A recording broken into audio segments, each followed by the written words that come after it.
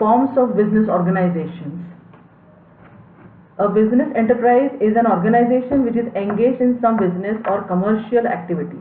तो अब तक तो हमें पता है कि एक बिजनेस एंटरप्राइज या बिजनेस कंसर्न या बिजनेस ऑर्गेनाइजेशन मतलब कहीं भी जहाँ पे भी कोई बिजनेस हो रहा है, तो वो हो सकता है कि कोई अकेला इंसान बिजनेस कर रहा है, हो सकता है कि वो 2 या 3 इंसान है, हो सकता है कोई कंपनी ही बिजनेस चला रही है।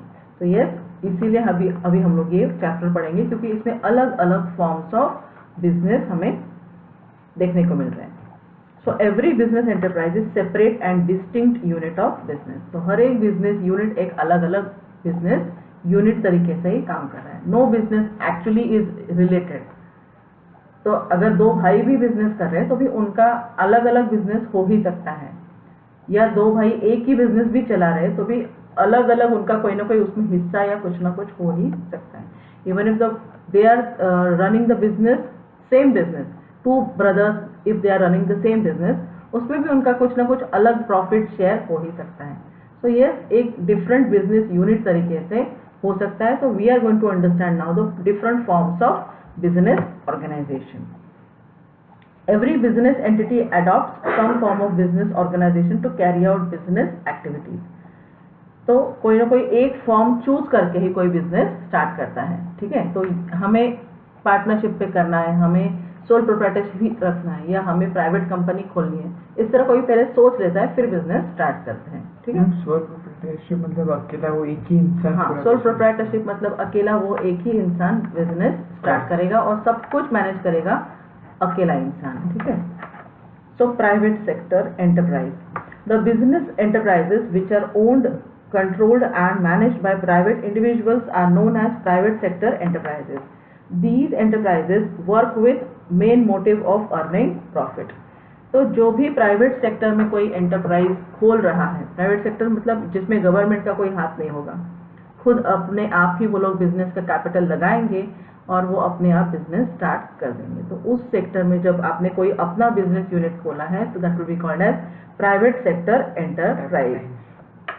तो जो भी, एक तो ओनरशिप भी खुद प्राइवेट पर्सन की होगी, कंट्रोल भी खुद वो अकेला पर्सन या जितने भी पर्सन ने स्टार्ट किया है बिजनेस वो करेंगे। तो उसमें कोई गवर्नमेंट का वैसा कोई रोल नहीं होगा, अनलेस एंड अनटिल आपने बहुत अच्छा प्रॉफिट कमाया है तो government role will be taking the tax upon it. बाकी कोई गवर्नमेंट का, या ज़्यादा से ज़्यादा कोई गवर्नमेंट रन बैंक में से आपको जैसे पब्लिक लोन आप ले सकते हो, ऐसी कोई एंटरप्राइज से।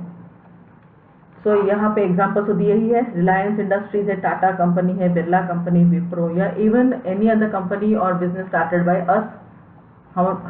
तुम या मैं भी कोई बिजनेस स्टार्ट कर सकते हैं तो वो प्राइवेट सेक्टर में होगा, unless and until we are taking government into scene. Okay, so next is public sector enterprise. The business enterprises which are owned, controlled and managed by the central and state governments are known as public sector enterprises. These enterprises work with main motive of service.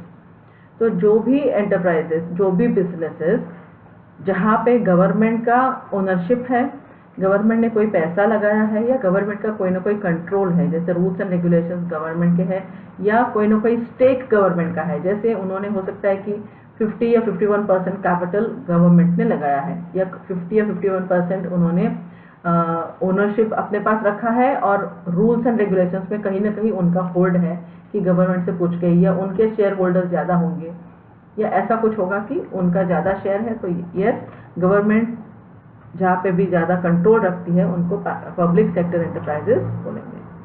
Then is इसके examples क्या है, SAIL, steel authority of India या gas authority of India LIC, इसमें कम से कम 50-51% the stake is of government. So government controls these, you can say enterprises. So they are called as public sector enterprises. और न सिर्फ government, अब ये पब्लिक सेक्टर है तो हो सकता है कि पब्लिक का भी उसमें कोई ना कोई ज़्यादा हाथ हो। सो वही 50-51% स्टेक गवर्नमेंट का होगा या फिर पब्लिक का हो सकता है। और पब्लिक का भी ज़्यादा स्टेक है तब भी होल्ड गवर्नमेंट का हो सकता है, क्योंकि पब्लिक के इंटरेस्ट को प्रोटेक्ट करना है यहाँ पे, इसलिए। Then joint sector enterprises, the business enterprises which are owned, controlled and managed jointly by private as well as government entrepreneurs. तो यहाँ पे प्राइवेट स्टेक भी होगा और गवर्नमेंट भी वहाँ पे रोल प्ले करेगा। So in these enterprises, day-to-day management lies in the hands of private enterprises. तो यहाँ पे day-to-day management जो भी management करना होगा वो सारी private enterprises करेंगी, but यहाँ पे board of directors में members में शायद government के कोई लोग appoint किए जाएंगे. Okay, so examples है मारुति उद्योग, Cochin refineries etc. Now forms of private sector enterprises. तो private sector में कौन से forms of business हो सकते हैं? तो सबसे पहले है sole proprietorship. Sole proprietorship मतलब a business owned, managed, controlled by a single individual. Ownership भी उसका खुद का है, उसी ने स्टार्ट किया है, वो रोज के रोज का मैनेजमेंट वो ही देख रहा है एंड कंट्रोल भी उसके हाथ में. कोई कुछ गड़बड़ हो रही है तो वो अकेला ही वो फेस करेगा और जो भी प्रॉब्लम होगा उससे बिजनेस को वो खुद अकेला ही निकालेगा. So this is called as sole proprietorship organization. Now let us study the features of sole proprietorship. The main features of sole proprietorship firm are single ownership. तो सिंगल ओनरशिप मतलब यहाँ पे कोई भी दूसरा ओनर नहीं होगा इस बिजनेस का. तो अकेला ओनर होगा सोल प्रोप्राइटर, दूसरे किसी के पास भी कोई ओनरशिप राइट्स नहीं होंगे उस बिजनेस के. Then is formation and closure. There are no legal formalities. Sole proprietorship में, इस ऑर्गेनाइजेशन में, इस बिजनेस में, उसके बिजनेस में कोई लीगल फॉर्मेलिटीज नहीं है. जब भी वो चाहता है वो खुद का बिजनेस स्टार्ट कर सकता है. ओके, तो सेल्स टैक्स होगा या इनकम टैक्स होगा, इस तरह का कोई रजिस्ट्रेशन शुरुआत में उसको कोई कुछ करना नहीं पड़ेगा. जैसे जैसे बिजनेस बढ़ेगा फिर वैसा वैसा कुछ ना कुछ हो सकता है कि यस फॉर्मेलिटीज कोई फॉलो करनी पड़े, बट स्टार्टिंग के लिए कोई फॉर्मेलिटी नहीं है,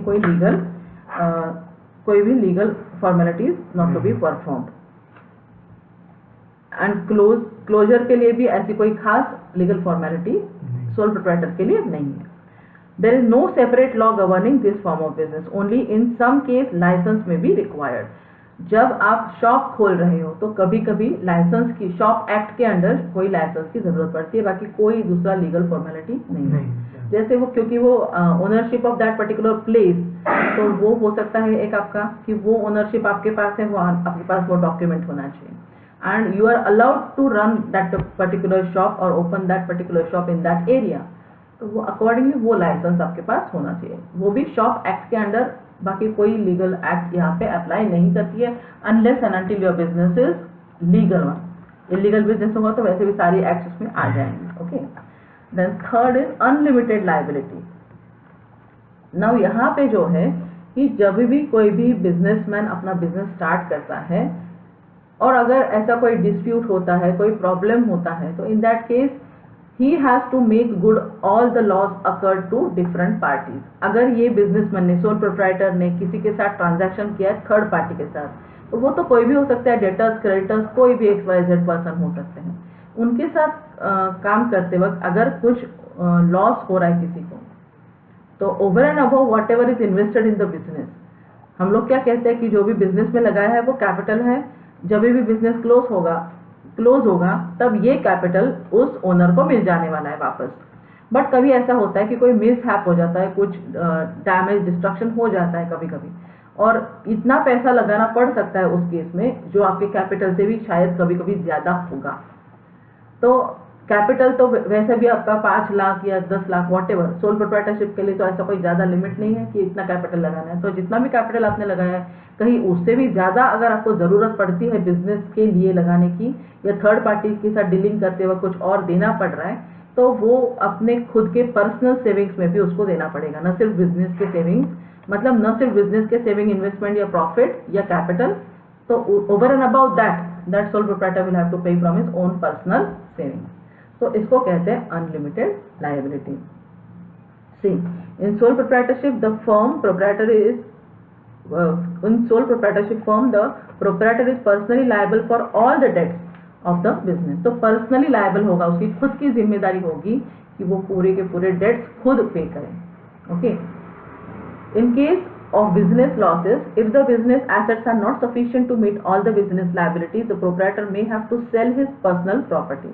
तो business assets अगर कम पड़ जाते हैं to pay the business debts, okay, तो बिजनेस डेट्स को पे करने के लिए, जैसे क्रेडिटर्स है या कोई लोन जिसने दिया है तो उसका लोन रिपे करना पड़ेगा. तो अगर ये लायबिलिटीज बहुत बड़ी लगती है, उसमें कोई प्रॉफिट नहीं हो रहा है, बिजनेसमैन को बिजनेस लॉस में जा रहा है, बैंक में भी शायद उसके पैसा नहीं है, बिजनेस अकाउंट में. So yes, in that case he has to go for his personal property. तो पर्सनल प्रॉपर्टी को बेच के भी उसको ये करना पड़ेगा. So this is unlimited liability. तो यहाँ पे जो लाइबिलिटी है सोल प्रोप्राइटर की वो हमेशा अनलिमिटेड रहेगी. इसमें कभी भी लिमिट नहीं आ सकता है, क्योंकि ऐसा कोई लॉ लीगल रूल तो अप्लाई नहीं हो रहा है स्टार्ट करते वक्त भी और क्लोज करते वक्त भी. सो यस, प्राइवेट प्रॉपर्टी बेच के भी उसको अपने डेट्स क्लियर करने पड़ेंगे. Then individual risk bearing and profit recipient. In this form of business, whole risk is borne by single individual only, and sole beneficiary of all the reward is one individual only. If there are losses, he or she alone has to bear them. Thus, they alone bear the risk of business. तो वो एक ही इंसान सारी risk bear करेगा अपने अपने business की.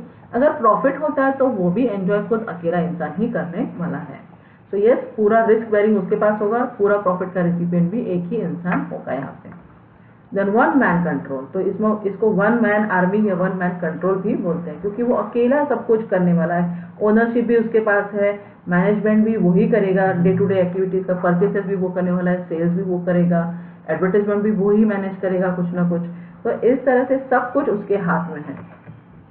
सो one man army या वन मैन कंट्रोल कह सकते हैं सोल प्रोप्राइटरशिप बिजनेस को. Then no separate legal entity. A sole proprietor has no legal identity separate from its owner. Then law makes no difference between owner and enterprise. Business and owner exist together. अब जो भी हमने accounts में सीखा है कि separate entity concept कि business is different from business owner, but यहाँ पे सोल प्रोप्राइटरशिप में ये इस तरह से अकाउंटिंग के लिए चलो हम लोग फिर भी लिख लेते हैं वैसे कि ये इसने कैपिटल लगाया है ना. अकाउंटिंग करते वक्त तो हमको कैपिटल दिखाना है लायबिलिटी साइड में कि जब भी बिजनेस क्लोज होगा ये कैपिटल खुद फिर से बिजनेसमैन के पास आने वाला है. But accordingly they are saying कि नो सेपरेट लीगल एंटिटी. इसको हम ऐसा मान नहीं ही रहे हैं. जो भी बिजनेस का है वो खुद का ही उसका ही है. तो अकाउंट्स लिखते वक्त अगर उसने कुछ बिजनेस में से ले लिया है पर्सनली उसके लिए तो उसका ड्राइंग तरीके से दिखाएंगे, बट हाँ वो बिजनेस और घर आंगन की तरह है उसका. तो इसमें से भी निकाल रहा है और पेमेंट कर रहा है खुद का, तो भी ऐसा कुछ उसमें प्रॉब्लम नहीं है. अकाउंटिंग करते वक्त हो सकता है आपको दिखाना पड़े कि ये ड्राइंग्स है, but otherwise it is not separate legal entity. ठीक है. नाउ ये एक्सेप्शन है सोल प्रोप्राइटरशिप, बाकी कहीं भी ये आपको नहीं देखने को मिलेगा. This is an exception. Okay. Lack of business continuity. Since the business and owner are one, so death, insolvency, incapacity, ailment etc. will have direct effect on the business. हाँ, लैक ऑफ बिजनेस कंटिन्यूटी में क्या आएगा कि अगर owner को कुछ हो जाता है, अगर ओनर की डेथ हो जाती है या ओनर इंसॉल्वेंट हो जाता है, बैंकरप्ट हो जाता है या इनकैपेसिटी हो जाती है उसकी, मतलब किसी वजह से कोई एक्सीडेंट हो गया, कुछ डैमेज हो गया या कोई ना कोई उसके हेल्थ के ऊपर असर हो रहा है, तो डायरेक्ट इफेक्ट उसके बिजनेस के ऊपर होने वाला है. हो सकता है कि उसका आपको बिजनेस बंद भी करना पड़े. सो इन दैट केस यस, इसके ऊपर डायरेक्ट इफेक्ट होगा बिजनेस के ऊपर. तो बिजनेस कंटिन्यूटी भी इन क्वेश्चन आ सकती है कि may be the business continue करना है कि नहीं करना है. तो अगर उसके कोई फैमिली मेंबर्स उसको कंटिन्यू करना चाहे तो कर सकते हैं, बट मे बी कि वो क्लोज भी हो सकता है ऐसे केसेस में. सो यस, बिजनेस कंटिन्यूटी हो सकती है क्लोज इस केस में. There is small size. The sole proprietor firms operate on very small scale. उनके पास फंड्स जो है ना वो लिमिटेड ही होंगे. किसी भी इंसान के पास अकेले तौर पे अगर वो कुछ काम कर रहा है तो लिमिटेशन तो उसकी होगी ही होगी. कितने होंगे एक इंसान के पास, होंगे कितने मिलियनियर बिलियनियर, कितना होगा उसके पास होंगे. और वो छोटे से बिजनेस में क्यों लगाएगा? अगर उसके पास बहुत सारा पैसा है तो क्यों ना वो बड़े पैमाने पे करे. और बड़े पैमाने पे जब करने जाता है तब फिर वो पैसा उसके पास जो अकेले के पास है वो कम बढ़ता दिखेगा कि अब तो बड़े पैमाने पे बिजनेस है, बट फिर वो अकेला नहीं कर पा रहा है, फिर वो किसी और को भी ले लेगा साथ में. तो कहीं ना कहीं सोल प्रोप्राइटर की एक लिमिटेशन आ जाती है, इन्वेस्टमेंट की भी एंड मैनेजमेंट की भी. So whenever the business grows और expands, may be that will not be in the form of sole proprietorship only. तो कहीं ना कहीं हो सकता है पार्टनरशिप बन जाए या कंपनी वो खुद बना ले. सो ये फॉर्म तो एंड हो ही जाएगा जब भी बिजनेस ग्रो कर रहा है उसका. So you can say the features of this are single ownership, unlimited liability, one-man control, lack of business continuity, formation and closure, individual risk bearing and profit recipient, no separate legal entity and small size. तो ये सब features है आपके, अगर कोई question आता है features पे तो ये सारे आपको लिख देने हैं। देन मेरिट्स एंड मेरिट्स और advantages of sole proprietorship firm. Yes, in this case, quick decision is there. Single person is going to handle everything. He owns it. Ownership basis उसका है, management उसका है, accounting वही करने वाला है. Whatever risk or whatever benefit he is getting, तो single person is going to enjoy it. तो जो भी उसको डिसीजन लेना है, कभी भी उसके पास कोई भी ऐसा मौका आ सकता है कि उसको खुद डिसीजन लेना है, तो वो अकेला ही पर्सन लेगा. At the most he may ask to some expert, but he is going to implement, और वो खुद वो डिसीजन का जिम्मेदार होगा. एक्सपर्ट को भी अगर पूछ ले तो जिम्मेदारी एक्सपर्ट की कभी नहीं होगी उस केस में. हो सकता है ना कि घर पे किसी को बुजुर्ग को पूछ लिया कि पापा मैं क्या करूँ, मम्मी मैं क्या करूँ, ऐसा ऐसा हो, बट किसी और की जिम्मेदारी तो उसमें होगी नहीं. जो डिसीजन सोल प्रोप्राइटर ने लिया है तो उसकी सारी जिम्मेदारी होगी सोल प्रोप्राइटर की. तो जिम्मेदारी तो है ही सोल प्रोप्राइटर की, बट इस केस में क्या हो रहा है कि क्विक डिसीजन है. But other forms of business में क्या होता है कि 2 या 3 लोग मिलके अगर कोई बिजनेस कर रहे हैं तो सबसे पूछना पड़ेगा कोई भी डिसीजन लेते हुए, है ना, वरना वो कहेंगे कि हमसे क्यों नहीं पूछा, इतना बड़ा डिसीजन बिजनेस के लिए ले लिया. So in that case yes, the decision may take time if there are 2 or more people involved in it, but here only single person is owning that particular business, and hence what will happen that yes, decision will be made quick. उसको ही just have to think over कि 5-10 minute उसको लगाना है कि मैं क्या करूँ, तो बस 5 मिनट में डिसीजन हो जाता है उसका किसी भी मुश्किल में. Okay, then is confidentiality. तो यस, वो अकेला इंसान ही है सब कुछ करने वाला. The person who is owning the business, he is managing the business, he is doing everything for that business. So this person, अगर उसकी कोई सीक्रेट्स भी है तो वो अपने पास ही रखेगा, कोई दूसरा पर्सन तो है नहीं शेयर करने के लिए. So yes, everything will be confidential in this case. Nobody else will know about his business. This direct incentive. So in sole proprietorship the firm, there is direct relation between the efforts and rewards. So जितनी मेहनत ये sole proprietor करेगा उतना सारा income तो उसी का है. More pains, more gains इसके पास हो सकता है क्योंकि वो अकेला ही सब कुछ कर रहा है. जितनी मेहनत वो करेगा, जितना एडवर्टाइजमेंट करेगा, जितना सारा खर्चा करेगा, उसको सारा प्रॉफिट उसी के पास आने वाला है. सो यस, डायरेक्टली उसको इंसेंटिव मिल रहा है, अपने एक्स्ट्रा एफर्ट्स पुट करता है तो भी. Then sense of accomplishment. There is personal satisfaction involved in working for oneself. The success in business not only contributes to self-satisfaction, but it also instills in the individual a sense of accomplishment. तो हाँ, जब हम लोग खुद कोई मेहनत करते हैं और उस मेहनत का फल हमें मिलता है तो एक टाइप का एक कॉन्फिडेंस आता है, एक सेटिस्फैक्शन लगता है कि हाँ बहुत अच्छा कर रहे हैं हम लोग. तो ये confidence building is there, satisfaction is there, क्योंकि हमारे एफर्ट्स को सक्सेस मिल रहा है. So this will happen, sense of accomplishment हमको मिल रहा है, सेटिस्फैक्शन मिल रहा है. Then easy to form and dissolve. The sole proprietorship organisation is always easy to form because there is no legal formality involve in it. No legal rules are applying to it except for the shop act licence if at all. और वो भी शायद turnover वगैरह कुछ होगा या land के related ownership होगा, तो इन दैट केस ओनली, या लीगैलिटी ऑफ बिजनेस होगी तो उस केस में शॉप एक्ट लाइसेंस की आपको जरूरत पड़ती है. So yes, apart from that shop act license there is no other legal formality, and hence this is easy to form also and easy to close also, or easy to dissolve also. Now let us understand the disadvantages or demerits of sole proprietorship business. First is limited resources. Yes, there is single person who is owning and managing the business, so resources which he can put in this business are limited. He cannot put in billions and billions of money in sole proprietorship business, क्योंकि अगर इतना पैसा उसके पास है तो why not go for some company sort of business कि जिसमें कैपिटल तो ज़्यादा लगेगा. चलो 2 या 3 लोग भी मिलके डायरेक्टर बन के कैपिटल लगा सकते हो, पर बड़े पैमाने पे प्रोडक्शन या मैन्युफैक्चरिंग या सर्विसेज आप रेंडर कर सकते हो in that form of business. क्योंकि यहाँ पे कहीं ना कहीं आपको बाकी की लिमिटेशंस भी आएंगी. मे बी बैंक अकाउंट्स की लिमिटेशंस होंगी, may be operating of bank account या वॉट एवर. तो कहीं ना कहीं जब आप ग्रो करना चाहते हो, एक्सपांड करना चाहते हो, तो आपका फॉर्म ऑफ बिजनेस चेंज होने वाला, you want to change it. I don't think there is any other business enterprise in this world which is running on sole proprietorship basis and it is doing like companies. मुझे नहीं लगता है ऐसा कोई business है कि चलो आप बहुत कमाओगे तो भी फिर form of business sole proprietorship ज्यादातर नहीं रख पाते हो सकता है. सोल प्रोप्राइटरशिप भी आएगा ना रिलायंस में. क्या होगा इन case of Reliance? yes, Mukesh Ambani is the owner and CEO of the company, but he has taken the capital from the shareholders. उसने शेयर तो लॉन्च किए ही है, so he is not a single owner.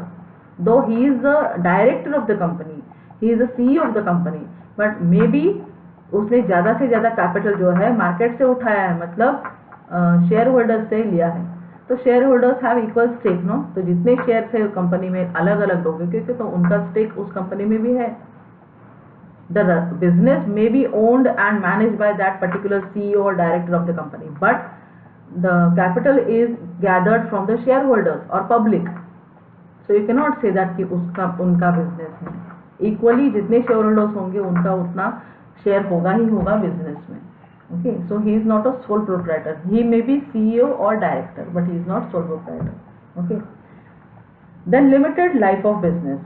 That's what I am saying कि whenever you are having sole proprietorship business, आप grow हो के expand करके कितना expand कर सकते हो. So whenever you are having enough capital, maybe आप grow करते रहते हो, infrastructure बढ़ा देते हो, फिर number of employees ज़्यादा हो जाते हैं, फिर वो manage करना फिर और मुश्किल. तो इस तरह बढ़ के आपका business कहीं ना कहीं सोल प्रोप्राइटरशिप में ना रह के कहीं ना कहीं पार्टनरशिप या कंपनीज में चला जाता है। So yes, it has limited life of business. Then next is unlimited liability. This we have already seen कि to pay off the business debts this person may be required to use his own personal property also. So this is called as unlimited liability. Then limited managerial skills. Yes, since single person he manages everything in the business. So whenever there is any unforeseen contingency, कभी भी business में जब कोई दिक्कत आती है, बहुत बड़ी मुश्किल उसके सामने खड़ी है, तो फिर वो क्या डिसीजन लेगा, उसको शायद पता भी नहीं होगा कि अब मुझे क्या करना चाहिए। जैसे अभी कोरोना के पीरियड में हमारे बहुत सारे बिजनेसेस को लॉकडाउन करना पड़ा और परमानेंटली लॉकडाउन हो गए बेचारे, वो खाली नॉट फॉर 3 months। तो ऐसे ऐसे businesses they had to scale down their operations, may be many of them have stopped the businesses. I know about one business, हमारे इवन डिस्ट्रिक्ट शॉपिंग सेंटर, तो वहाँ पे तो उनका एक दुकान था। They use to sell the flour, आटा जिसको आप बोलते, तो वो आटा बेचते थे। तो अब लॉकडाउन की पीरियड में तो वैसे भी कुछ नहीं हो रहा था, फिर आटा भी बनाओगे तो किसके लिए बेचोगे, कहाँ पे, जब कोई लेने नहीं आया या आपकी जो सेल्स है वही डिक्रीज हो गई, डिमांड डिक्रीज होगी इसलिए।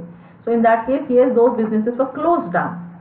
So why they were close? एक तो दे वर सोल प्रोप्राइटर्स, अकेला ही कोई इंसान उसको वो बिजनेस कर रहा था। तो when there is no demand, what he will do? और if at all he is alone and may be he is assisted by some servants से, बिजनेस में कोई असिस्टेंट उससे रखे होंगे, हो सकता है पेड बेसिस पे रखे होंगे, तो फिर उनको भी तो निकाल देना पड़ेगा उसको। या अगर कोई लाइट बिल नहीं निकल रहा है, आपका टेलीफोन बिल रिकवर नहीं कर पा रहे हो आप, क्योंकि बिजनेस खोल के बैठे हो, you have your own shop, that means you need to pay the rent of that particular area, or maybe if it is your own building, that is different then, but still you will have to recover the electricity expenses, because if you are sitting there, maybe you at least are required to put on the lights and fans, so that actually will be there. So that expenditure should be recovered, and if it is not recovered, then maybe that businessman is required to close down that business in any such event like lockdown etc. So in that case, हाँ, तो ऐसा कोई मुश्किल decision भी जब लेना है तो भी वो अकेला हो सकता है कि अगर उसके पास कोई और एक्सपर्ट का एडवाइस आ जाए तो हो सकता है कोई उसको देख ही नहीं, 2-3 महीने का ही सवाल है, जो निकाल लो इस पीरियड को। तो अगर इस तरह से कोई उसको दे देता है कि सलाह दे रहा है, एडवाइस दे रहा है, सो मे बी वो बिजनेस बंद नहीं करेगा। बट वो अकेला है, वो कहाँ से लेगा ये सारी सलाह उसको पता नहीं है, he doesn't know from where to take that particular advice. So in that case yes, may be his decision making may compel him to close down in that particular condition. तो मैनेजरियल स्किल अकेले इंसान के पास ज़्यादा से ज़्यादा कितना हो सकता है? तो ऐसी कोई मुश्किल घड़ी अगर होगी तो वो पूरी तरह से अच्छी तरह से मैनेज भी नहीं कर पाएगा, and may be he will take the wrong decision at times. अगर क्लोजर भी नहीं तो कोई ना कोई ऐसा डिसीजन ही ले लेगा जिससे कम से कम उसको लॉस जैसा ही कुछ सीन क्रिएट हो सकता है।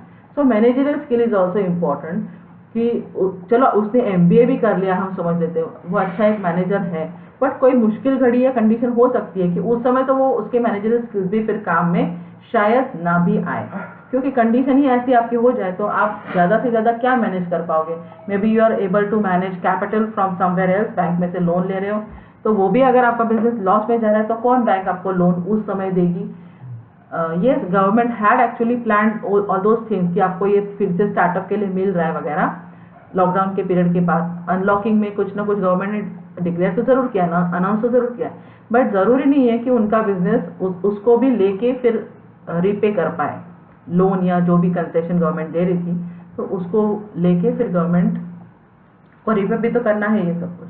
तो मे बी उन रूल्स में वगैरह भी शायद वो बिठा नहीं पा रहा है, तो may be he will not be able to manage the business henceforth, इसलिए वो लिमिटेड मैनेजरियल स्किल्स की वजह से भी वो बिजनेस को क्लोज कर सकता है या उसको लॉस हो सकता है। Then let us understand the next one, that is Hindu undivided family. So Hindu undivided family is also called as joint Hindu family. The business is carried out by the members of Hindu undivided family, or it is also called as joint Hindu family business. This kind of business is not governed by Industrial or Company Act, but it is governed by Hindu Succession Act, which exists under Hindu law. तो Hindu law जो भी है हमारे India में, constitution of India में, उसमें Hindu succession act है। तो उस एक्ट के हिसाब से ये जो जॉइंट हिंदू फैमिली बिजनेस या हिंदू अनडिवाइडेड फैमिली बिजनेस हो वो होता है। तो जैसे किसी की भी जॉइंट फैमिली है और उनका बिजनेस भी है, तो ये ऐसा बिजनेस इसके अंडर आएगा। तो उनका फॉर्म ऑफ बिजनेस कौन सा होगा? HUF इसको बोलते हैं शॉर्ट में, HUF या JUF, जॉइंट JHF, ठीक है। तो जॉइंट फैमिली बिजनेस जो भी होगा तो HUF कहलाएगा और वो हिंदू सक्सेशन एक्ट के अंडर आता है। There are two conditions for the existence of joint Hindu family business. First, minimum 2 male members must be there in the family. तो अगर आपकी joint family है उसमें कम से कम 2 male members होने जरूरी है to call it as HUF business. And second is existence of some ancestral property. तो जो भी property है आपकी या business है तो उसमें कहीं ना कहीं आपका ancestral property, जो हम कहते हैं कि वारसागत property आपकी है, तो वो होगी तो आपका ये बिजनेस HUF के अंदर आएगा, वरना नहीं आएगा। तो वारसागत प्रॉपर्टी मीन्स आपके फोर फादर्स ग्रैंड फादर्स ने जो दी होगी रखी होगी वो नहीं जो आपके फादर ने कमाई है वो। तो फादर ने कमाई है तो उसको हम एंसेस्ट्रल नहीं बोलेंगे, कम से कम एक पीढ़ी पहले। तो दादा ने कमाई है तो आपके लिए वो एंसेस्ट्रल हो जाएगी। तो ये 2 conditions are to be there to call the business as HUF if at all that family is running any business. The ancestral property is inherited by the male members of the family. The members who share the ancestral property, who are entitled to get the share in profit of this business, are known as co-partners. तो इसमें जो male members है जिन्होंने ये वारसागत property को inherit किया है, ये मेल मेंबर्स को हेयर्स बोलते हैं, HEIRS। तो इन मेल मेंबर्स को जो हेयर्स बोलते हैं, ये जो वारसागत प्रॉपर्टी है इनका पूरा का पूरा ownership right in particular male members के पास आता है। And these male members they are now known as co-partners in this HUF business. इनको क्या बोलेंगे? Co-partners. The features of HUF, तो formation, for formation of this HUF business there should be at least 2 male members in the family and ancestral property to be inherited by them. तो 2 member जरूरी है और उनको ancestral property उन्होंने inherit की हुई होनी चाहिए। And this business does not require any agreement as membership is by birth. तो इसमें जो भी मेंबर्स ऐड होने वाले हैं, 2 मेल मेंबर्स तो जरूरी है पर और भी मेंबर्स होते ही होंगे और ऐड होते जाएंगे। बट वो कैसे और ऐड होंगे? Bye birth. तो जिसका भी बर्थ उस फैमिली में हो रहा है तो वो नेचुरली उस बिजनेस का एक पार्ट बन जाएंगे। जैसे जैसे बर्थ हो रहा है उस बिजनेस का वो पार्ट बनते जाएंगे। तो whether they are male members और फीमेल मेंबर्स, उस प्रॉपर्टी में फिर उनको भी हिस्सा मिलना शुरू हो जाता है। And this is governed by Hindu succession act 1956। तो ये एक्ट को आपको याद रखना है for this particular HUF business. This is governed by Hindu succession act 1956। Then liability, the liability of the karta is unlimited, whereas the liability of all other members of joint Hindu family is limited up to their share in the business. The karta's liability is unlimited, so his personal assets can also be used for paying the debts of the business. तो जो main member होता है, सबसे main important member जो family का होता है उसको कर्ता बोलते हैं। सभी मेंबर्स को बोलेंगे को-पार्टनर्स, बट मेन मेंबर को बोलेंगे कर्ता। तो वो कर्ता जो होता है उसकी लायबिलिटी यहाँ पे अनलिमिटेड है और बाकी मेंबर्स की लायबिलिटी यहाँ पे लिमिटेड होगी। तो अगर कोई मिसहैप होता है या जरूरत पड़ती है to pay off the debts of the business, in that case karta की personal liability is at stake. So karta को अपनी पर्सनल लायबिलिटी में से HUF के बिजनेस के डेट्स को पे करना पड़ेगा अगर कभी जरूरत पड़ती है तो। Then next is control. The HUF business is managed and controlled by the senior most member of the family who is called Karta. Only the Karta has legal rights to enter into contract with outsiders. He only takes all decisions of business and other members have no right to take decisions in the management. तो जो भी main member होगा, senior member होगा, उसको कर्ता बोलते हैं। सारे डिसीजंस ये कर्ता लेता है, सारे लीगल राइट्स भी उसके पास ही होते हैं, जैसे operation of bank account etcetera. तो अनलेस एंड अनटिल दैट करता है सेट कि नहीं दूसरे कोई को मैं ये राइट्स दे रहा हूँ, तो अगर ऐसे कोई राइट्स उसने दूसरे को दिए तो वो भी राइटिंग में होना चाहिए कि मैं बैंक अकाउंट को ऑपरेशन का राइट किसी और को दे रहा हूँ, तो वो रिटन डॉक्यूमेंट में है तो ही ये राइट उसके पास जाएगा। अदरवाइज लीगल राइट सारे होंगे कर्ता के पास to take the decisions of the business and manage the business also. तो आउटसाइडर के साथ जो भी कॉन्ट्रैक्ट भी होगा तो वो कर्ता ही करेगा, जैसे क्रेडिटर्स, डेटर्स या और भी कोई होंगे बैंकर्स, तो ये सारे आउटसाइडर के साथ कर्ता ही कुछ ना कुछ कॉन्ट्रैक्ट वगैरह करेगा and not other members. Then minor members. In joint family business a child becomes a member by birth only and so there is no restriction for a minor to become member. तो यहाँ पे minor भी उस family business का member बन सकता है क्योंकि it is by birth only. तो जैसे ही किसी का भी बर्थ उस फैमिली में होता है, accordingly he gets the right to be the member of that particular family business. Then let us understand the next business form, that is partnership. Partnership is popular form of business for small scale and medium scale business. तो अगर business small scale पे है या medium scale पे है, in that case partnership is one of the popular forms कि okay 2 or 3 people coming together they can always start a business and that form of business will be partnership.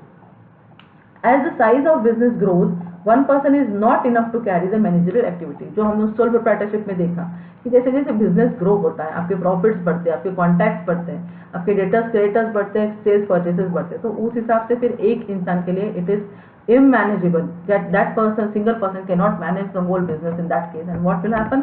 Maybe he will close down the business as sole proprietor, and if at all he is having some friends, relatives, then maybe they will come together to form partnership business.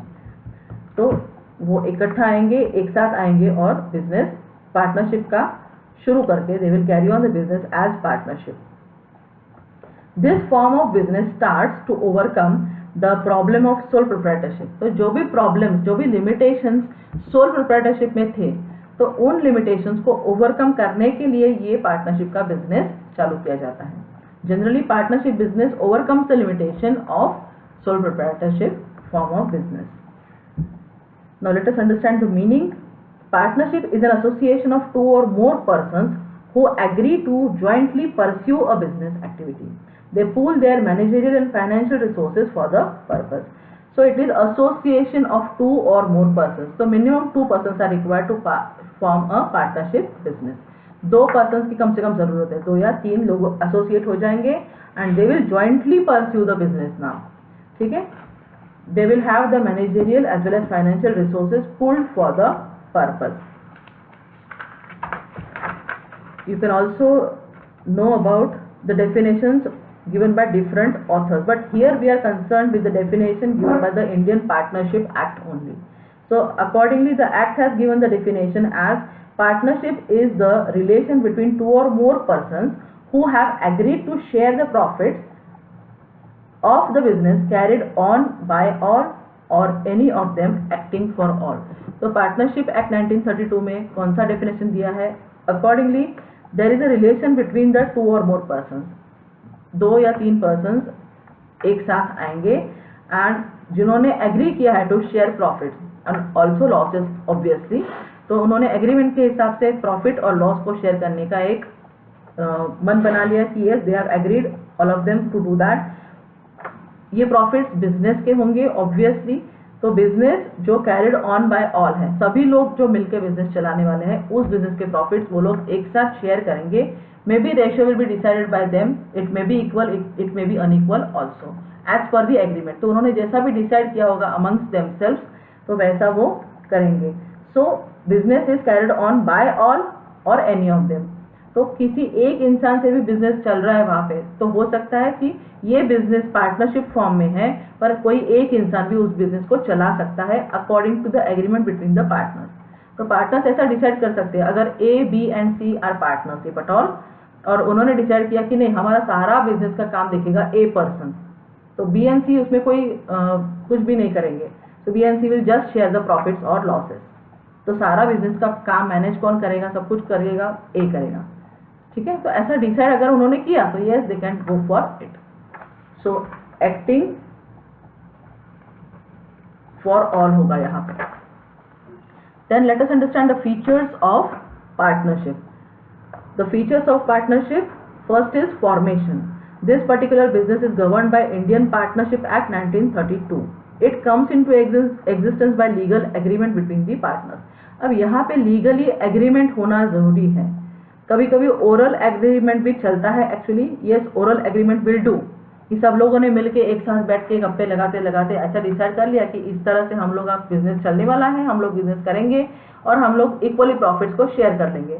So in that case जैसा भी वो decide करे वैसे वो business को चला सकते हैं, ये ओरल एग्रीमेंट हो गया, ओके। बट क्या होता है कभी कभी डिस्प्यूट हो जाता है बाद में कि ओरल एग्रीमेंट था, फिर किसने क्या कहा था किसी को याद नहीं होगा। So in that case, in case of any dispute, फिर आप वो कोर्ट ऑफ लॉ में जाओगे तो कोर्ट कहेगा कि कोई कुछ रिटर्न डॉक्यूमेंट तो है नहीं आपके पास, तो आप कैसे फिर क्लियर करोगे किसने क्या कहा था। So yes in that case problem आ सकती है। सो generally there is agreement between the partners and that agreement is advisable to be in written form। तो अगर रिटर्न फॉर्म में आपने एग्रीमेंट बना ली है तो अच्छा है, उसको पार्टनरशिप डीड बोलते हैं, okay. So whenever you go into some partners business, अगर आपको दिखाते तो आप देख सकते हो कि पार्टनरशिप डीड कैसी होती है। It is set of papers, कुछ पेपर्स होंगे जिसपे सभी पार्टनर्स का लिखा होगा कि ये इतना शेयर है उसका, ये पार्टनर बैंक अकाउंट ऑपरेट करेगा, ये पार्टनर ये मैनेज करेगा, ये पार्टनर्स अकाउंट्स की तरफ देखेगा। तो इस तरह कुछ ना कुछ उन्होंने वो डीड में या एग्रीमेंट में, रिटर्न एग्रीमेंट में लिखा होगा। These are called as clauses of partnership deed. So इस तरह से उसका फॉर्मेशन होगा। Then one more thing is important that if these two और if two people join together for charitable purpose it is not partnership. कि दान धर्म करने के लिए अगर कोई बिजनेस अगर कोई उन्होंने पार्टनरशिप स्टार्ट किया है तो उसको हम पार्टनरशिप नहीं बोलेंगे। फॉर चैरिटी अगर वो लोग दो लोग साथ में आए हैं तो उसको हम पार्टनरशिप नहीं बोलेंगे, it is not partnership. And even two people joining together for unlawful activity, अगर कोई एक्टिविटीज अनलॉफुल है तो इस केस में भी उसको हम पार्टनरशिप नहीं बोलेंगे, क्योंकि illegal activities are not allowed in the partnership, like robbery, stealing, gambling etcetera, ये अनलॉफुल एक्टिविटीज है, पार्टनरशिप बिजनेस इसमें अलाउड नहीं करेगा। And government also does not allow, even the act does not allow charity. Let us understand the liability. Liability of all the members in this partnership is unlimited. So just as in the case of sole proprietor, यहाँ पे भी जो liability होगी partners की unlimited होगी। Whenever they are required to pay off the debts of the business, and if at all they do not have the money in the business, if at all their assets in the business are falling short to pay off the debts in the business, in that case yes, ये partners को अपने अपने personal accounts से या personal property से ये debts को pay करना पड़ेगा। So yes, even the liability of the partners under this form of business of partnership is unlimited. ठीक है? Then next is risk bearing. So the partners of the firm share the profits of the firm in the ratio which is specified in the agreement, and in case there is no ratio, that is equal. It is regarded as equal. So risk bearing जो भी होगा accordingly, generally profit sharing ratio मतलब it is also a loss sharing ratio. तो जब भी profit sharing होगा, अगर agreement में कुछ लिखा नहीं है तो it is equal only. So profit sharing ratio equal है तो इसका मतलब लॉस शेयरिंग भी इक्वल ही होगा, that is risk bearing also is equal in that case. हो सकता है कि पार्टनरशिप डीड में कुछ स्पेसिफिकली लिखा है कि A B C partners will share profits, but in case of loss only A and B will share, ऐसा भी स्पेसिफिकली लिखा हो सकता है, but that should be there, if at all this is true, that should be there written in the partnership deed. तो deed में जो भी लिखा होगा वो अल्टीमेटली फॉलो किया जाएगा। Then decision making, all the partners are allowed to manage the business of the firm, they may specify the work area of each partner in the deed, and generally day-to-day management is carried on by one or two partners, whereas the crucial decisions are taken by all.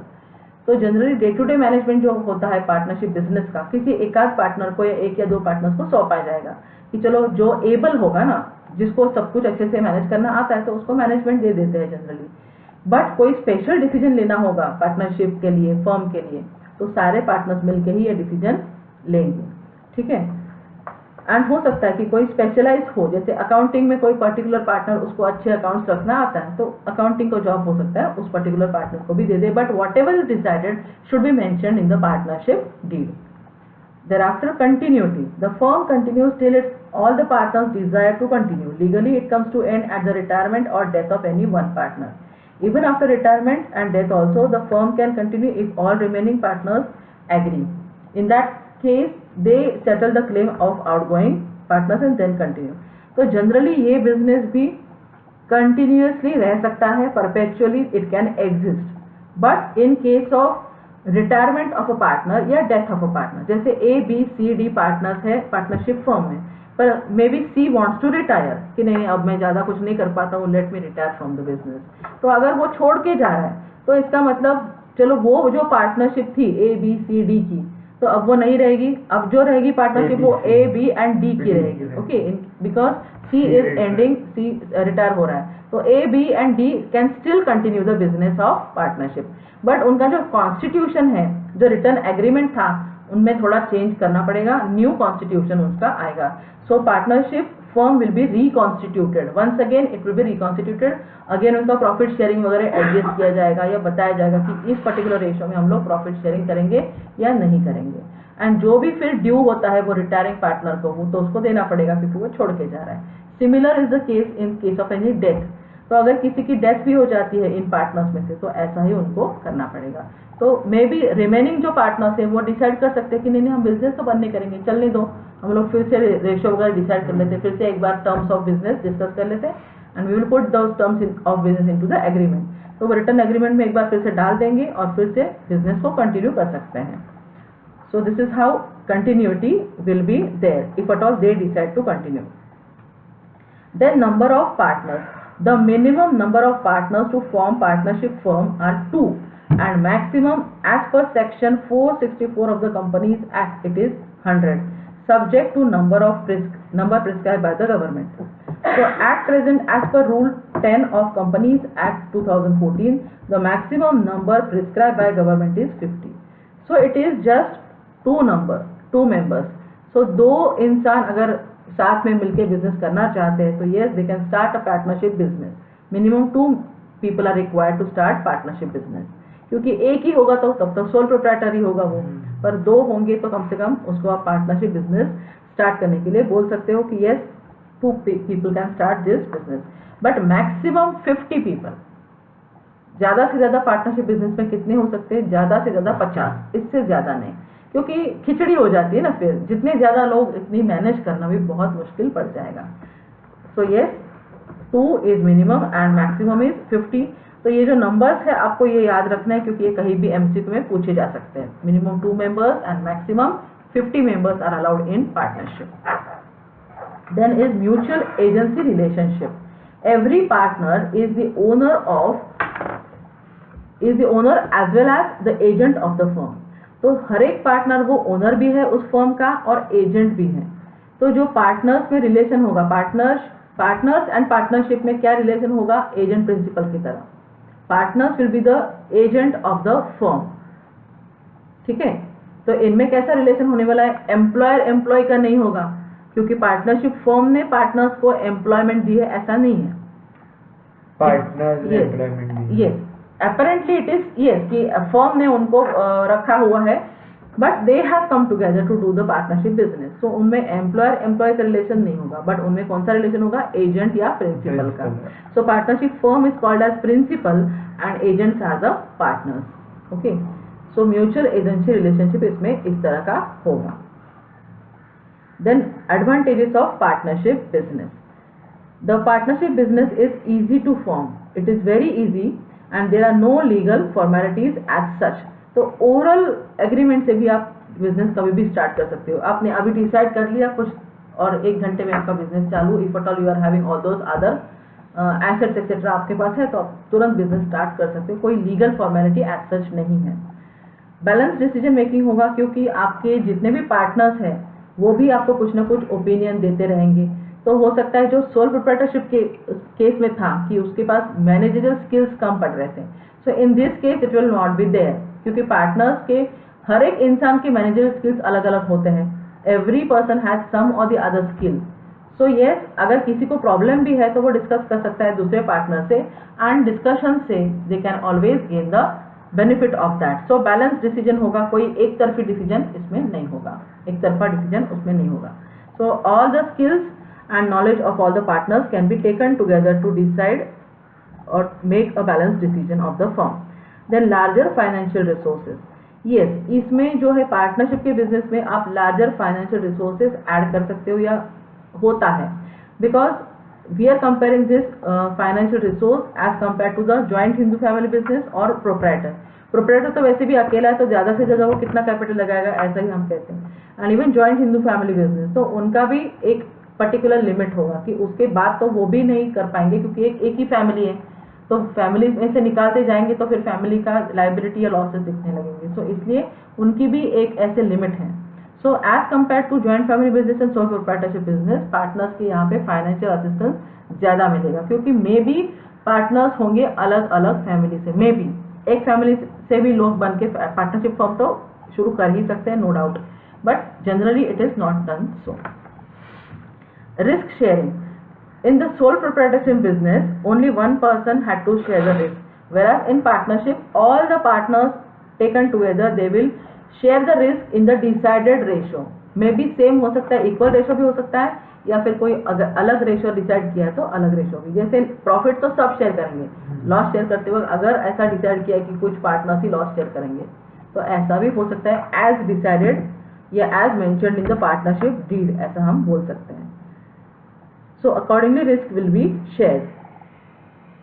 Then secrecy, the partnership firm is not required to publish its accounts, therefore affairs of the firm remain secret. On the other hand, all the activities of the firm are carried out by the partners, only they take major decisions। So अगर partnership firm भी decide करते हैं कि उनका तो कुछ profit and loss account वगैरह कुछ पब्लिश करने की जरूरत नहीं, जैसे कंपनीज का होता है, तो जो भी सीक्रेट्स उनके होंगे बिजनेस रिलेटेड वो तो अपने आप में ही वो रख सकते हैं अगर डिसाइड करते हैं तो।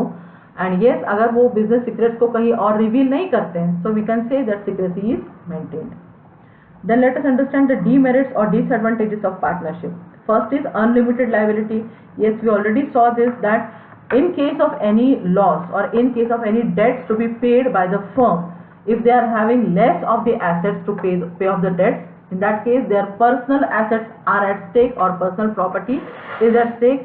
तो उनको अपने बिजनेस के डेट्स पे करने के लिए हो सकता है कभी पर्सनल प्रॉपर्टी भी बेचनी पड़े या ऐसा कुछ करना पड़े। Yes, you can say. So next is limited resources.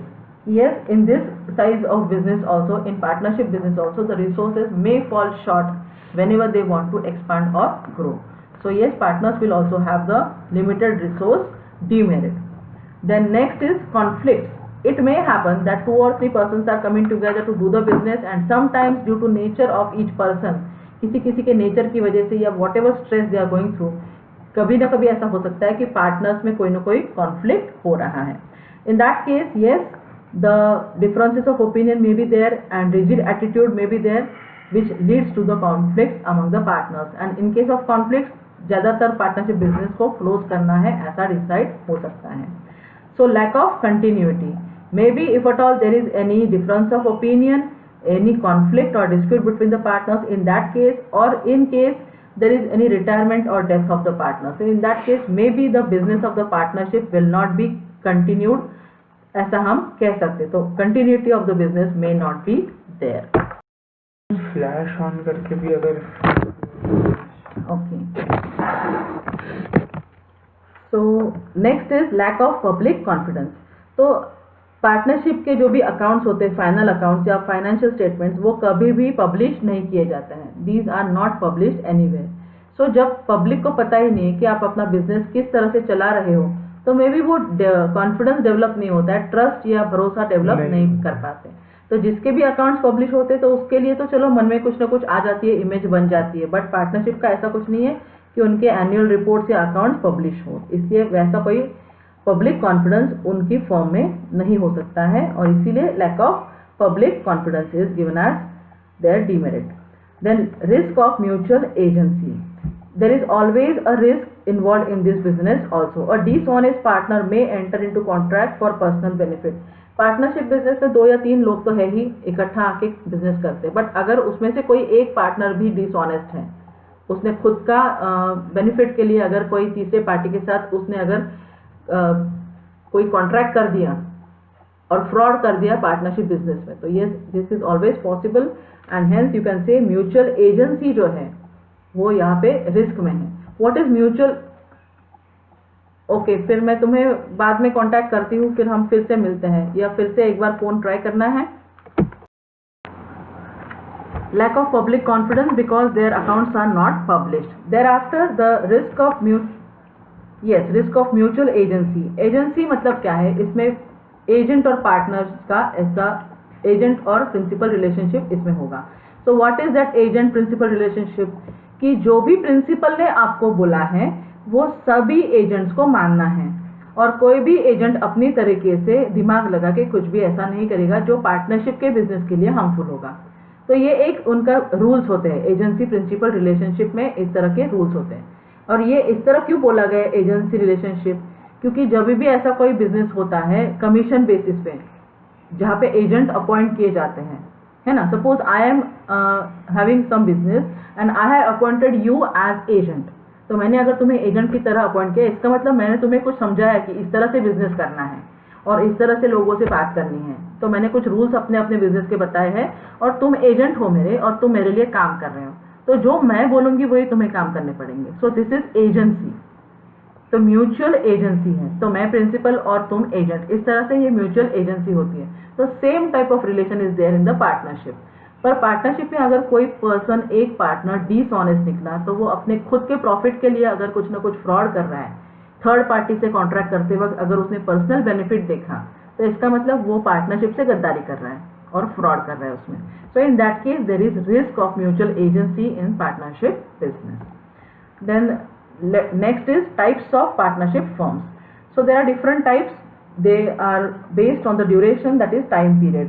First is partnership at will. तो at will में क्या होगा कि पार्टनर्स ने डिसाइड किया होगा कि ओके हमें इतना इतना बिजनेस करना है। कभी कभी क्या होता है कि कोई ब्रिज का कंस्ट्रक्शन करना है या कोई फ्लाईओवर बनाना है, तो वो पर्टिकुलर एक काम करने के लिए ही 2-3 लोग एक साथ आ गए, तो उन्होंने डिसाइड कर लिया कि अच्छा ये काम हो जाएगा, उसके बाद हम लोग ये डिसॉल्व कर देंगे पार्टनरशिप, फिर नहीं होगा। तो किसी एक काम के लिए भी वो इकट्ठा आके वो काम पूरा होने के बाद वो बिजनेस बंद, तो ये पार्टनरशिप उसमें बंद हो सकती है। Whenever it is partnership at will. Will मतलब इच्छा। तो जो भी पार्टनर्स ने डिसाइड किया होगा अपनी अपनी इच्छा से कि हम ये पर्टिकुलर टास्क के लिए इकट्ठा आए हैं, वो टास्क कंप्लीट होने के बाद there is no more partnership business. So that is partnership at will. The business will be closed whenever that particular purpose is achieved.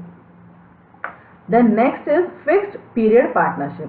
Say there is some, again if it is based on some contract, जैसे 5 years के लिए एक partnership है, ऐसा fix period उन्होंने decide कर दिया। This type of firm automatically gets expired और terminated on the expiry of that particular period. तो जनरली अगर हमने डिसाइड किया कि 5 साल तक पार्टनरशिप बिजनेस करेंगे, उसके बाद जब 5 साल कंटिन्यू हो गए पूरे, then in that case that particular partnership business will be, it will come to end, it will be closed or terminated whenever those fixed 5 years will be completed. Okay, so generally ऐसा कोई business नहीं होता है कि जिसमें 5 साल के लिए हम लोग कर रहे हैं, जनरली ऐसा नहीं होता है। बट हाँ, ऐसा भी कर सकते हैं, ऐसे उन्होंने बोला है, क्योंकि हम लोग 2-3 साल के लिए बिजनेस करने वाले हैं, तो वो 2 या 3 साल खत्म होने के बाद आपका business end as partnership. Okay, then particular partnership. In this partnership which is form to carry on particular venture is known as particular partnership. जैसे मैंने बोला कि कोई ब्रिज कंस्ट्रक्ट करने के लिए, कोई पर्टिकुलर डैम कंस्ट्रक्ट करने के लिए अगर 3 people are coming together, then when that particular task is completed, वो आपकी पर्टिकुलर पार्टनरशिप एंड हो जाएगी, खत्म हो जाएगी, वो बिजनेस वहीं पे एंड हो जाएगा। Then on the basis of liability of members, फिर अगेन देयर आर टाइप्स, एक तो जनरल पार्टनरशिप है जिसमें in which the liability of all members is unlimited, it is known as general partnership. अगर आपका लायबिलिटी सभी पार्टनर्स का जिसमें अनलिमिटेड है, that is called as general partnership. But अभी somewhere in 2008 you can see limited partnership act is also enacted in India in 2008। तो उसमें ऐसा बोला गया है कि पार्टनरशिप के बिजनेस में भी लिमिटेड लायबिलिटी हो सकती है according to this act. So what they are saying, the firm in which the liability of partners except one is limited to extent of their share in the firm is known as limited liability partnership. तो एक इंसान को छोड़ के, एक partner को छोड़ के बाकी सबकी लायबिलिटी जब लिमिटेड होगी तो उसको लिमिटेड लायबिलिटी पार्टनरशिप बोलेंगे।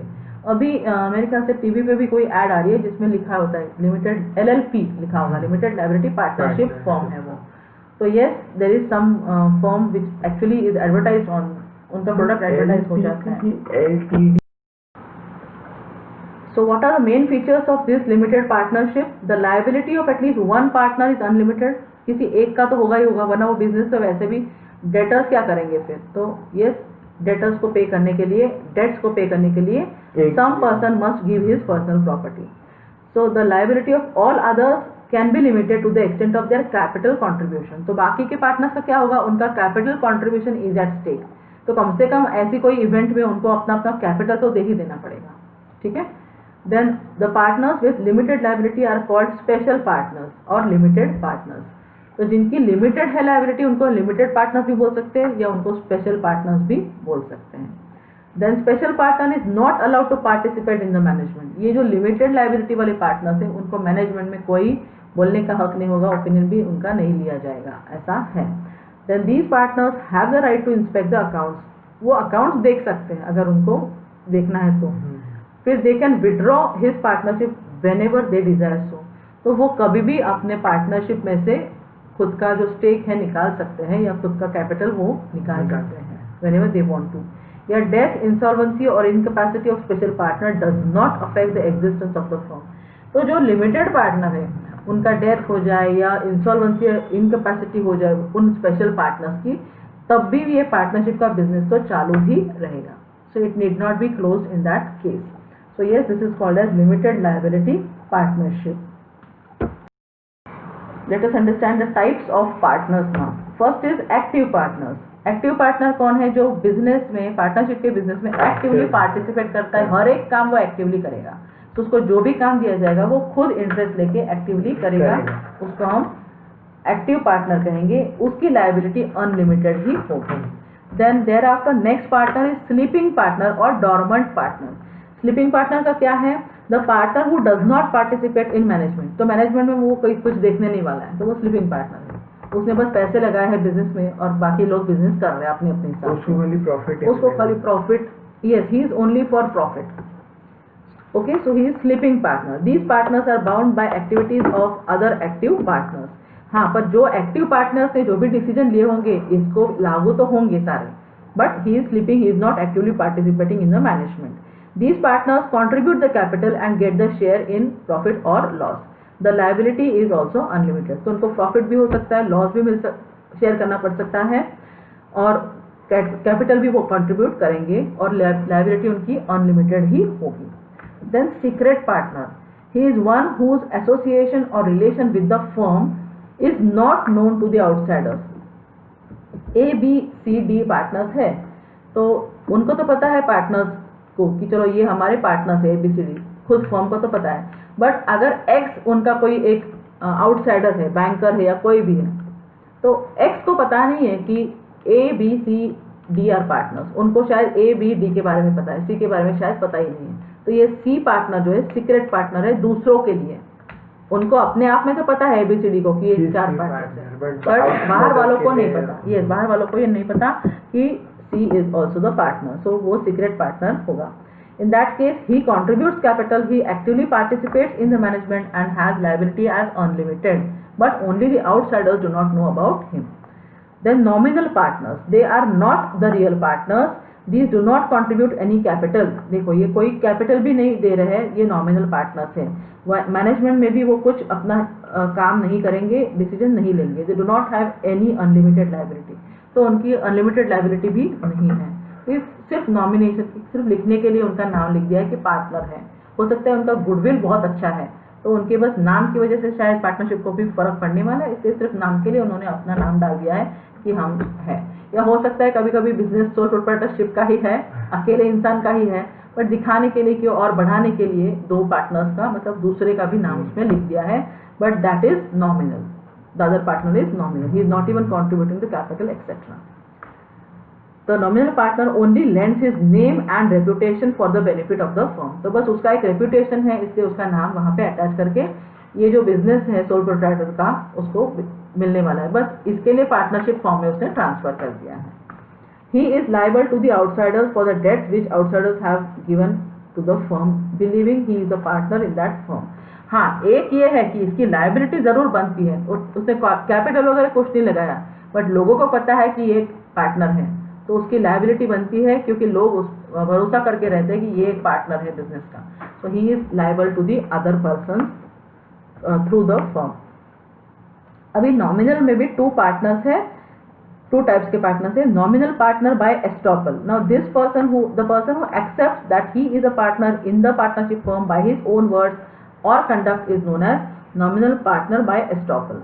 तो जो पर्सन एक्सेप्ट करता है कि हाँ मैं तो पार्टनर हूँ इस फर्म का, बोलने से या अपने अपने काम से वो दिखा रहा है कि हाँ मैं तो इसी फर्म का पार्टनर हूँ, I am very much the partner of this firm, जैसे वो दिखा रहा है, in that case he is partner by estoppel. But other is partner by holding out. The partner who does not call himself as the partner in the firm but who does not object when others call him the partner, then he is called as partner by holding out. तो ये खुद तो नहीं जता रहा है कि मैं पार्टनर हूँ, बट अदर्स उसको समझ रहे कि ये तो पार्टनर है, पर उनको वो मना भी नहीं कर रहा है, क्रॉस भी नहीं कर रहा है कि नहीं मैं पार्टनर नहीं हूँ, वो ऐसा कुछ नहीं बोल रहा है। वो छुपा के ही रखना है, आइडेंटिटी अपनी रख रहा है, बट वो खुद नहीं बोल रहा है कुछ कि मैं नहीं हूँ partner. So he is partner by holding out. So इस तरह से नॉमिनल पार्टनर्स में दो टाइप के पार्टनर्स हैं। Then is minor partner. Under 1932 partnership act, the minor is not permitted to become a partner in the partnership. Minor can only be admitted to the benefits of the existing firm. तो minor है 18 years से अगर as कम है तो वो partnership business का partner नहीं बन सकता है। हाँ, भले ही पार्टनरशिप के प्रॉफिट्स वो ले सकता है, बट वो पार्टनरशिप एज पार्टनर वो कभी भी नहीं होगा जब तक वो 18 ईयर्स का नहीं बन जाता है तब तक, क्योंकि सारी लाइबिलिटी या कॉन्ट्रीब्यूशन ऑफ कैपिटल वगैरह फिर उसमें उसको करना पड़ सकता है। But as minor he is not liable to anybody, as minor he will not contribute capital also. फिर मैनेजमेंट में भी वो नहीं होगा, कोई डिसीजन नहीं देगा, but he is liable to outsiders. अगर आउटसाइडर के साथ इसने कोई डीलिंग की तो यस, इन दैट केस वो माइनर को जिम्मेदारी उठानी पड़ेगी कि हाँ मैंने ये कॉन्ट्रैक्ट ऐसे ऐसे किया हुआ है। सो मे बी बाकी सब मिलकर उसको सॉल्व तो कर लेंगे, but he is also equally liable, कि माइनर की भी फिर जिम्मेदारी बनेगी कि हाँ उसने किया है, एक्सेप्ट करना पड़ेगा एंड अकॉर्डिंगली वो जो भी मैटर है रिसॉल्व करना पड़ेगा। So he is liable in that case. Then he does not get any share in loss। उसको शेयर इन प्रॉफिट मिल जाता है, पर शेयर इन लॉस माइनर का नहीं होता है। सो ये अलग अलग आपको याद रखना है कि किसको शेयर इन प्रॉफिट मिलेगा, किसको नहीं मिलेगा, कौन लाइबल है, कौन लाइबिलिटी किसकी लिमिटेड है। This is what you have to learn in partnership and remember this. Then after attaining the age of majority, minor has to give public notice stating whether he will remain as partner of the firm or not। जब वो major बन जाता है, 18 years का बन जाता है, तब उसको एक पब्लिक नोटिस देनी पड़ेगी कि whether he still wants to continue as a partner in the business or not। Minor था तो वो था ही partner, but otherwise now he is not a partner. Krishna, you are on the line. तो बीच में मुझे कुछ सुनाई दिया। फॉर्मेशन ऑफ पार्टनरशिप फॉर्म में क्या आएगा? Partnership form is form when 2 or more persons enter into agreement to form partnership firm। कम से कम 2 इंसान की जरूरत है पार्टनरशिप फर्म को एस्टैब्लिश करने के लिए। Agreement may be written, may be oral also. To avoid disputes in future it is always recommendable, advisable to have written agreement. After signing the agreement the firm comes into existence. It is not compulsory to get this registered, but partners of the firm may prefer to get it registered. Partnership deed को या partnership organization को registration की compulsion नहीं है। जैसे company का business आपको register करना पड़ेगा कंपनी के रजिस्ट्रार में, वैसे पार्टनरशिप का कोई भी ऐसा नियम नहीं है कि उसको रजिस्ट्रेशन करना जरूरी है। But in many cases it is advisable to register the partnership firm like disputes in the court. तो कोर्ट में डिस्प्यूट कब आपका सॉल्व अच्छे से होगा, अगर आपकी फर्म रजिस्टर्ड है तो it is advisable to have return agreement as well as get the firm registered. It is advisable, it is not compulsory, it is not mandatory. Then what is given in the partnership deed? The document containing the terms and conditions of the partnership agreement is known as partnership deed. तो जो भी document लिखा जाता है जिसमें सारे terms and conditions relating to the partnership business लिखे जाएंगे तो उसको पार्टनरशिप एग्रीमेंट बोलते हैं या पार्टनरशिप डीड भी बोलते हैं। ये है, it is a stamp paper, जिसपे स्टैम्प पेपर गवर्नमेंट का होता है। स्टैम्प पेपर आपने देखा होगा कभी, नोट्स का ऐसा कुछ प्रिंटिंग रहता है वहाँ पे, 100 रुपीज नोट या ऐसा कुछ वहाँ पे प्रिंट रहता है, that is called as stamp paper. तो स्टैम्प पेपर पे ऐसा आपको एग्रीमेंट बनाना जरूरी है, that is called as partnership deed. On this rules and regulations, terms and conditions are written. It also contains the rights and duties of the partnership firm. General contents क्या क्या होंगे उसके? First is name of the firm, कौन से name से वो business चलाएंगे, फिर name and address of the partners, all the partners, फिर nature of business that the firm will carry, कौन सा बिजनेस वो करने वाले, तो वो भी उसमें लिखा रहेगा कि हम लोग इलेक्ट्रॉनिक्स में बिजनेस करेंगे या whatever. So whatever is that nature of business will be recorded in the deed. Then place of business, तो एड्रेस ऑफ ऑफिस भी आपको इसमें लिखना पड़ेगा, न सिर्फ address of partners but address of office, address of वो भी लिखना पड़ेगा। Then capital contributed by each partner is also to be recorded. Then profit sharing ratio of each partner is also to be recorded.